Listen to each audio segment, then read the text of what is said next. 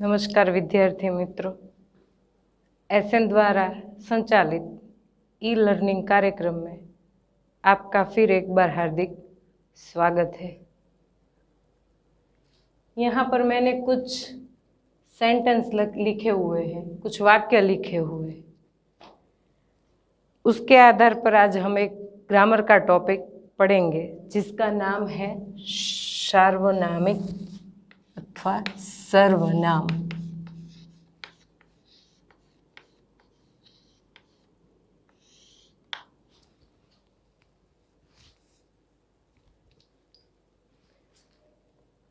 Topic का नाम है सर्वनाम। यहाँ मैंने कुछ वाक्य लिखे हैं।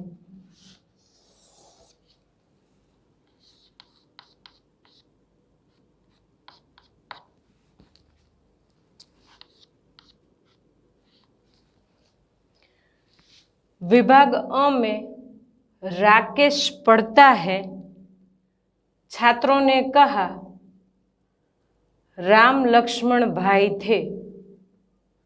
अजय ने आनंद से पूछा करीम क्रिकेट खेलता है। तो ये 5 अलग अलग वाक्य हैं जिनमें से कोई वाक्य पूर्ण है, आगे की ओर जाएगा, कोई वाक्य अधूरा है। देखे तो ये छात्रों ने कहा वाक्य अपूर्ण है, आगे और कुछ है। तो इसी जो सेंटेंस वाक्य है इसका हम यहाँ भी प्रयोग करेंगे। पहला वाक्य है राकेश पढ़ता है, वह होशियार है। यहाँ किसकी बात हो रही है? राकेश की। वह होशियार है। राकेश पढ़ता है, वह होशियार है।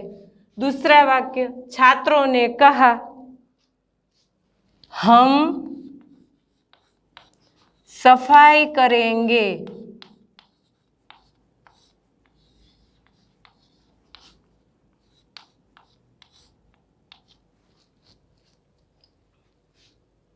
तीसरा वाक्य राम लक्ष्मण भाई थे। यहाँ पर राम लक्ष्मण की ही बात हो रही है। वे पंचवटी में रहते थे।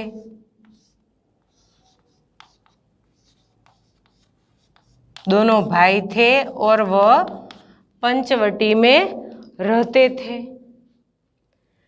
अजय ने आनंद से पूछा तू कब आया? प्रश्न थयो ने, क्वेश्चन मार्क। तू कब आया? एक और करीम क्रिकेट खेलता है क्योंकि वह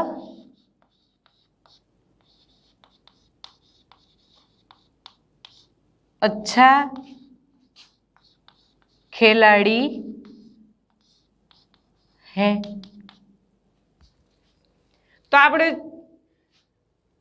तो हमने देखा कि पहले वाक्य का दूसरे वाक्य में नाम वही है राकेश, पर शब्द बदल गया है।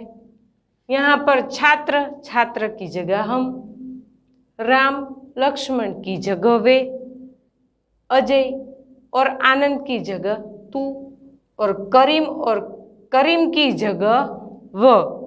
तो अविभाग के वाक्य का यानी कि संज्ञा, इससे पहले के टॉपिक में हमने संज्ञा पढ़ी थी। संज्ञा यानी नाम। तो अविभाग के नामों का राकेश, छात्र, राम लक्ष्मण, अजय, आनंद और करीम, इन संज्ञा की जगह जो शब्द का इस्तेमाल, यहाँ पर राकेश की ही बात की है तो राकेश की जगह हमने कौन सा शब्द लिया? वह।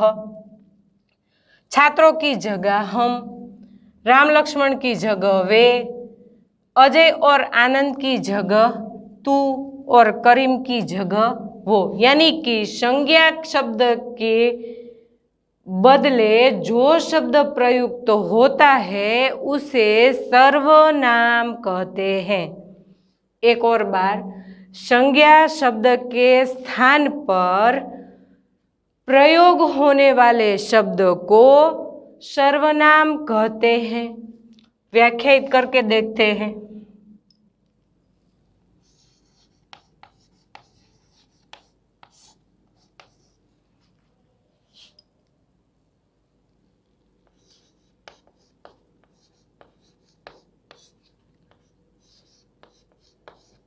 संज्ञा शब्द के स्थान पर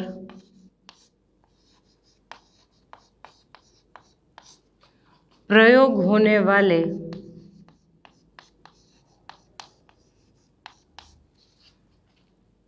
शब्द को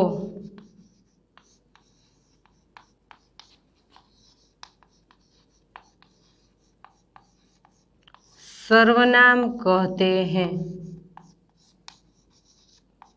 व्याख्या समझिए। यहाँ हमने सब राकेश लड़के का नाम, छात्र समूह दर्शाता है, राम लक्ष्मण लड़के का नाम, अजय लड़के का नाम, करीम लड़के का नाम। तो यहाँ किसी न किसी का नाम प्रयुक्त किया गया है, किसी न किसी व्यक्ति का या वस्तु का नाम प्रयुक्त किया गया है। इस नाम की जगह यहाँ पर एक और नया शब्द इस्तेमाल किया। तो राकेश की जगह वह, छात्रों की जगह हम, राम लक्ष्मण की जगह वे, अजय और आनंद की जगह तू और करीम की जगह वह। तो अ विभाग के संज्ञा के स्थान पर ब विभाग में नए शब्द प्रयुक्त किए गए हैं, उसे सर्वनाम कहते हैं। यानी कि संज्ञा शब्द के स्थान पर प्रयोग होने वाले शब्द को सर्वनाम कहते हैं। इस सर्वनाम के कई प्रकार हैं, देखते हैं।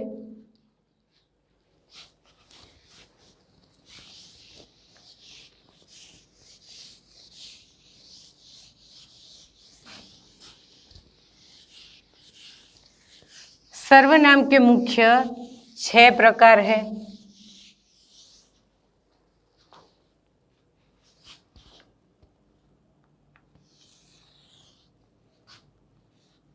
उसमें पहला है पुरुषवाचक सर्वनाम।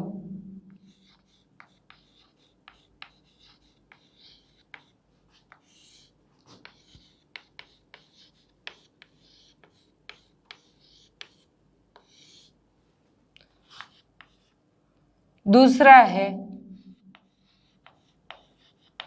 निजवाचक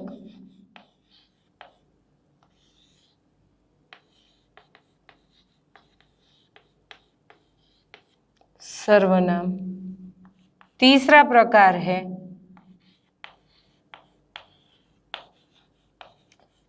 निश्चयवाचक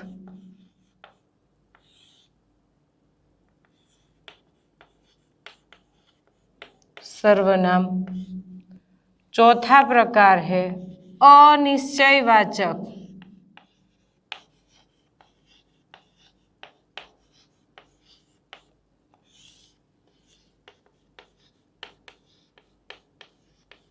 सर्वनाम। पांचवा प्रकार है प्रश्नवाचक। प्रश्न होता है, प्रश्नवाचक सर्वनाम। और आखिरी में है संबंधवाचक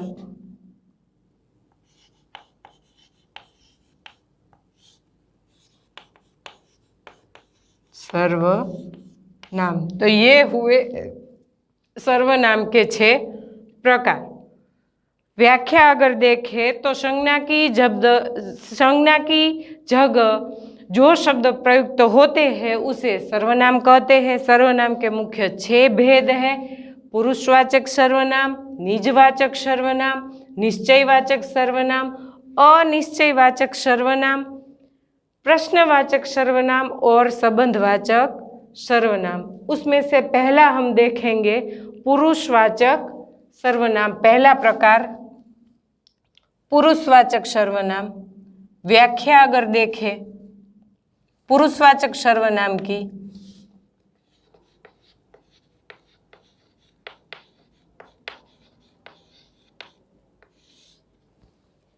पुरुषवाचक। तो बोलने वाले,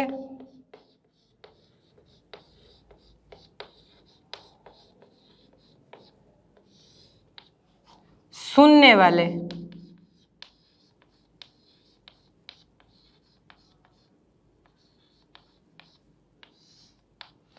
बोलने वाले, सुनने वाले या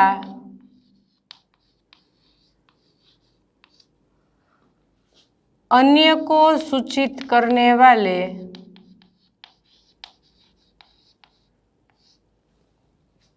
अन्य को सूचित करने वाले शब्द को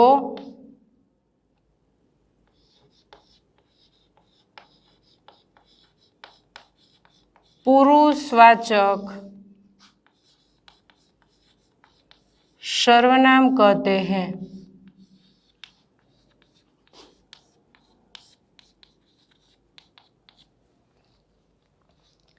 व्याख्या देखते हैं। पुरुषवाचक सर्वनाम बोलने वाले, सुनने वाले या अन्य, यानी कि मैं बोल रही हूँ, आप सुन रहे हैं, हमारे दो के सिवाय अन्य और किसी की बात करें तो वो क्या होगा? अन्य। प्रथम पुरुष, द्वितीय पुरुष, अन्य पुरुष। प्रथम पुरुष बोलने वाला, द्वितीय पुरुष सुनने वाला, अन्य पुरुष हमारे दो के अलावा किसी और व्यक्ति की बात या निर्देश हो या सूचित करे तो उसे क्या कहते हैं? पुरुषवाचक सर्वनाम कहते हैं। शब्द कैसे होंगे इसके?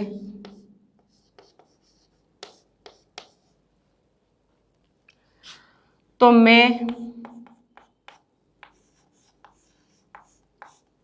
हम, तू, तुम,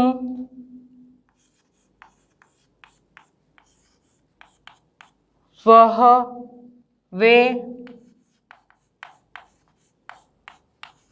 आप और ये उसके शब्द है कि वाक्य में कैसे शब्द होंगे जिससे हमें पता चलता है कि यह पुरुषवाचक सर्वनाम है। उदाहरण देखते हैं।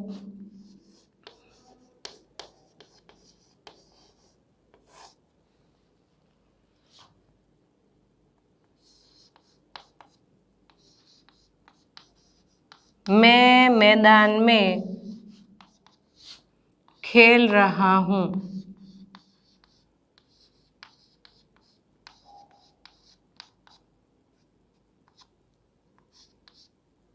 मैं मैदान में खेल रहा हूँ। तुम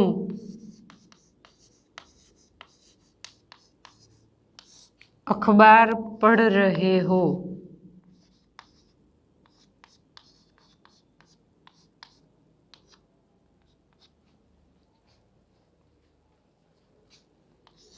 वे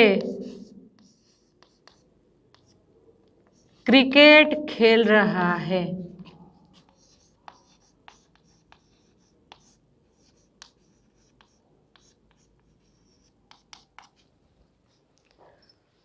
मैं मैदान में खेल रहा हूँ, तुम अखबार पढ़ रहे हो।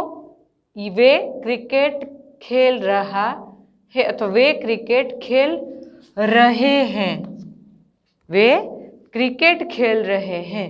मैं मैदान में खेल रहा हूँ। मेरी बात हो रही है। मैं मैदान में खेलने जा रहा हूँ, खेल रहा हूँ। यहाँ लेते हैं खेलने जा रहा हूँ। मैं मैदान में खेलने जा रहा हूँ। मेरी बात हो रही है। प्रथम पुरुष, तुम अखबार पढ़ रहे हो। सामने क्वेश्चन किया, क्या तुम अखबार पढ़ रहे हो? तीसरा वाक्य, वे क्रिकेट खेल रहे। हम दोनों के अलावा अन्य और किसी की बात हो रही तो वे लोग क्रिकेट खेल रहे हैं। तो अब इसमें से हम शब्द ढूंढते हैं। तो हमने व्याख्या में देखा कि संज्ञा की जगह जो प्रयुक्त किया गया है, तो पहले में मैं, दूसरे वाक्य में तुम अखबार पढ़ रहे हो तो तुम, तो यह नाम के बदले इस्तेमाल किया गया है। और तीसरा वाक्य जो है वो वे। अब हमको ऐसा लगेगा कि मैं, तुम, वे ये रखा तो सर्वनाम का क्या उपयोग है? तो सर्वनाम जो है इससे क्या होगा कि जो हमारी भाषा है वो शॉर्ट एंड स्वीट बन जाएगी। दाखला तरीके हम देखें तो सरदार वल्लभ भाई पटेल बहुत लंबा नाम लगता है। अगर वल्लभ भाई, जितनी बार निबंध लिखना है सरदार वल्लभ भाई पटेल पर निबंध लिखिए तो हम लिखना शुरू करेंगे सरदार वल्लभ भाई पटेल का जन्म करमसद में हुआ था, वह पैसे से वकीलात करते थे, सरदार वल्लभ भाई पटेल वकीलात करते थे, सरदार वल्लभ भाई पटेल सादा और साधारण जीवन जिया करते थे, उनके पास सिर्फ एक ही घड़ी जो पूरी जिंदगी उनके साथ रही थी। तो निबंध जब हम लिखने बैठते हैं तो हर एक बार सरदार वल्लभ भाई पटेल ऐसा लिखोगे तो लिखने की लिखाई में निबंध की जगह सरदार वल्लभ भाई पटेल ज़्यादा हो जाएगा। तो उस समय क्या करना है? तो उस समय इस सर्वनाम का उपयोग किया जाए। अगर संज्ञा की जगह मैं, तुम, वे, वह, यह, वे ऐसे शब्द का इस्तेमाल किया जाए तो लिखाई जो है वो क्या हो जाएगी? छोटी और सुंदर हो जाएगी। और लिखना भी हमें सरल रहता है कि बारंबार एक ही शब्द का प्रयोग नहीं करना पड़ता है। यहाँ पर पहले हमने देखा दो अ और ब विभाग में दो वाक्य थे। राम लक्ष्मण की जगह सामने क्या रख दिया? वे। दूसरी बार राम लक्ष्मण लिखना जरूरी नहीं है। तो इसी प्रकार यह सर्वनाम हमारे काम आएगा जिससे लिखाई स्वीट एंड शॉर्ट हो जाती है। तो मैदान में खेलने जा रहा हूँ, तुम अखबार पढ़ रहे हो, वे क्रिकेट खेल रहे हैं। तो जो संज्ञा की जगह शब्द प्रयोग किए गए हैं उसे सर्वनाम कहते हैं। उसमें से पहला है पुरुषवाचक, यानी कि मैं बोलने वाला, आप सुनने वाले, हम दोनों के अलावा तीसरा जो व्यक्ति है अन्य पुरुष, इसका जो बोध कराता है उसे पुरुषवाचक सर्वनाम कहते हैं। यह आप स्क्रीनशॉट लेकर रख सकते हैं और अपनी फेयर बुक में लिख लीजिएगा। दूसरा प्रकार लेते हैं।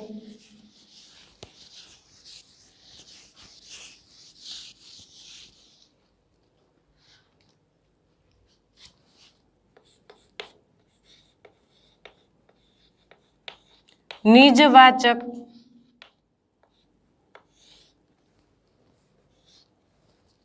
दूसरा प्रकार निजवाचक, जिस सर्वनाम का, एक तो पहले देखें निज शब्द से ही हमें मालूम होता है। निज यानी क्या? अपना, स्वयं, अपने आप, अपना खुद का। निज यानी मेरा खुद का, अपना खुद का। तो निज शब्द, तो जिस शब्द में निज यानी कि स्व की बात हो रही हो उस सर्वनाम को निजवाचक सर्वनाम कहते हैं। व्याख्यायित करके देखते हैं।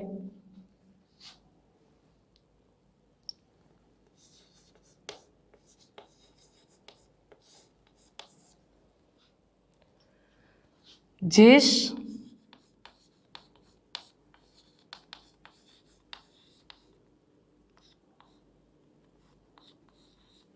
सर्वनाम शब्द का प्रयोग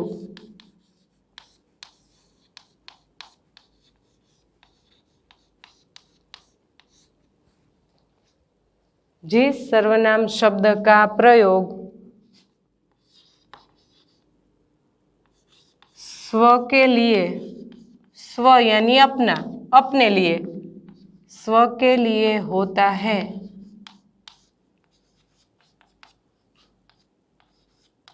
उसे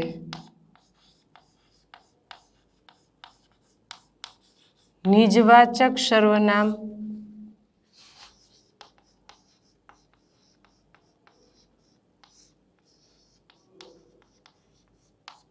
कहते हैं। निज यानी अपना, जिस शब्द सर्वनाम शब्द का प्रयोग स्व यानी कि अपने लिए होता है उसे निजवाचक सर्वनाम कहते हैं। अब इसके शब्द देखो,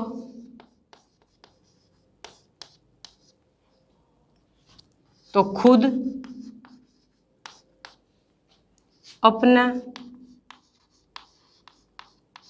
અને स्वयं। खुद, अपना, स्वयं।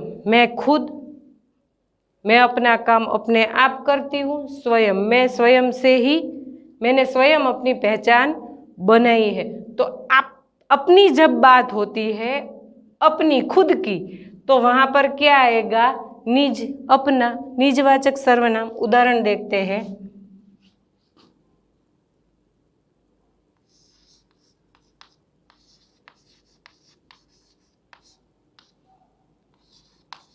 मैं खुद खाना पकाती हूँ।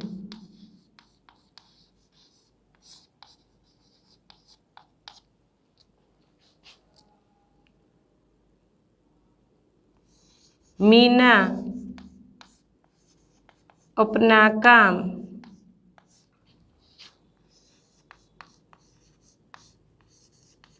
अपने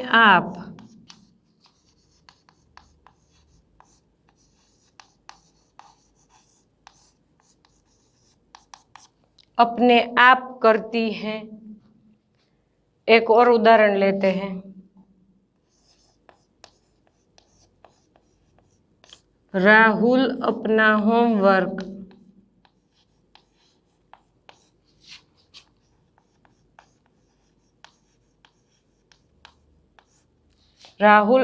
होमवर्क स्वयं करता है।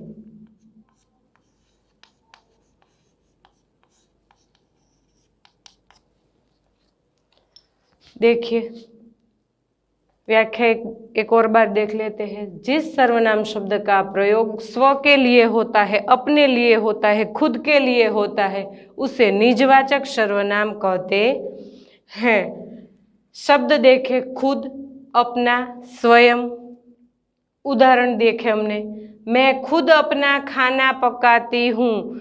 इस वाक्य में कौन सा शब्द है जो निज के लिए यानी कि स्वयं के लिए यूज किया गया है? तो वो है खुद। मैं खुद अपना खाना बनाती हूँ, पकाती हूँ। दूसरा वाक्य, मीना अपना काम अपने आप करती है। वह अपना काम खुद से करती है, यानी कि आप वो अपना काम आपसे ही करती है। तीसरा वाक्य देखें, राहुल अपना होमवर्क स्वयं करता है। वो किसी दूसरों से नहीं कराता, वह स्वयं करता है। किसकी बात हुई? राहुल की, निज की, उसकी अपने की। तो वह खुद अपने आप स्वयं काम करता है। दूसरा प्रकार देखा, एक और प्रकार देखते हैं।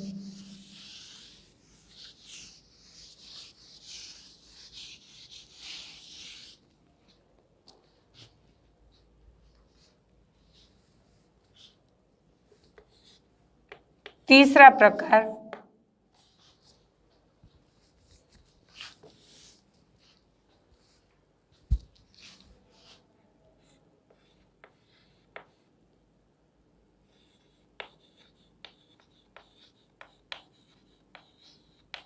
निश्चयवाचक। यहाँ शब्द में प्रकार में ही हमें मालूम पड़ता है निश्चय, निश्चित, नक्की।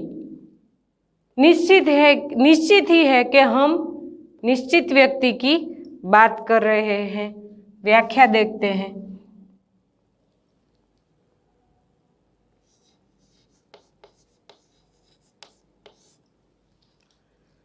जिस सर्वनाम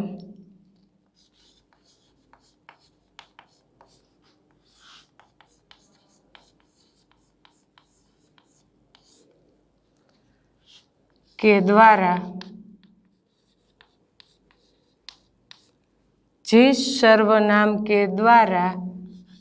किसी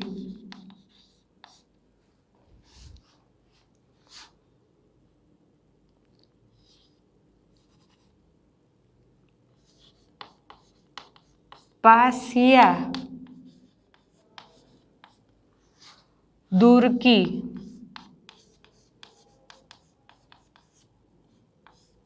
वस्तु या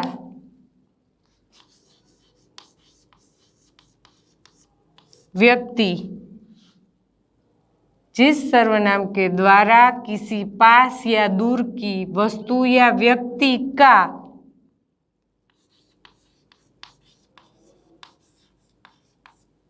निश्चित रूप से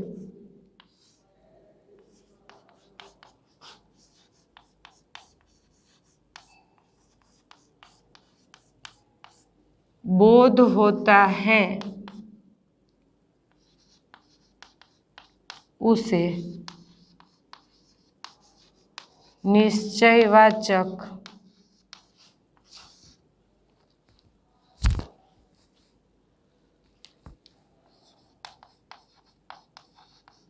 सर्वनाम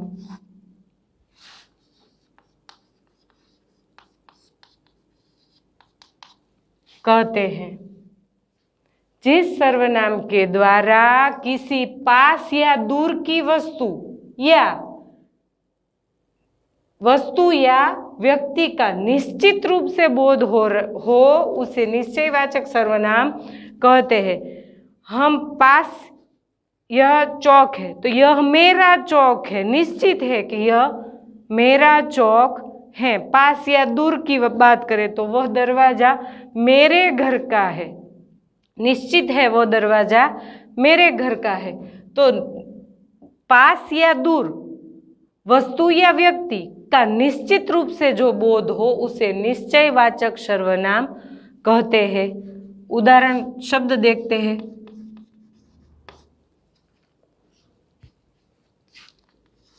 यह,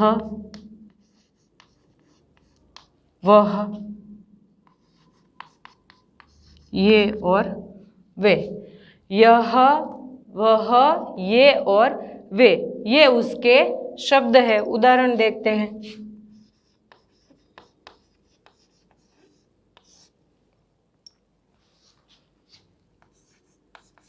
वे बड़े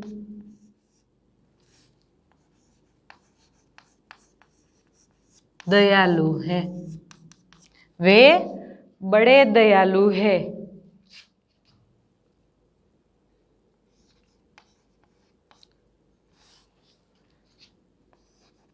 ये मेरे सह अध्यायी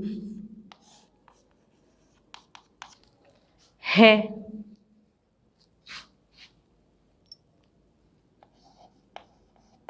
वह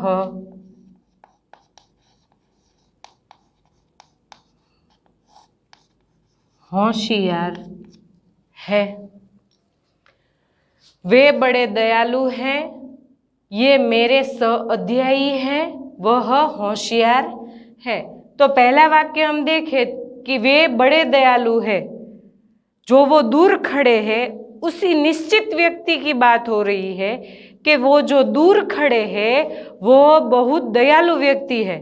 तो वे शब्द जो है वह निश्चय यानी कि नक्की कि ये वही व्यक्ति है जो बड़े दयालु है, ये शब्द प्रयुक्त करता है। दूसरा, ये मेरे सह-अध्यायी है। वे जो सामने, ये जो सामने खड़े हैं, ये जो मेरे सामने या मेरे पास खड़े हैं, यही मेरे सह-अध्यायी, मेरे साथ पढ़ने वाले हैं। ये निश्चित, यही, कोई और नहीं, किसी की जगह कोई और बिठा दो, ऐसा नहीं। निश्चित है कि इसी व्यक्ति की बात हो रही है जो मेरे साथ पढ़ रहे हैं। तीसरा, वह होशियार है। वह वही लड़का है। वह सामने जो खड़ा है वो वही लड़का है जो होशियार है। उसी की बात हो रही है जो होशियार है। तो वह शब्द है वो निश्चय यानी कि नक्की करता है कि यह वही लड़का है जो होशियार है, इसी लड़के की बात हो रही है। तो सर्वनाम संज्ञा की जगह प्रयुक्त होने वाले शब्द को सर्वनाम कहते हैं। सर्वनाम के कुल 6 भेद हैं। पुरुषवाचक सर्वनाम, निजवाचक सर्वनाम, निश्चयवाचक सर्वनाम, अनिश्चयवाचक सर्वनाम, प्रश्नवाचक सर्वनाम और संबंधवाचक सर्वनाम। इसमें से हमने तीन प्रकार आज लिए हैं, पुरुषवाचक सर्वनाम, निजवाचक सर्वनाम और निश्चयवाचक सर्वनाम। तो अगले टॉपिक में और 3 प्रकार पढ़ेंगे। तब तक के लिए जय भारत।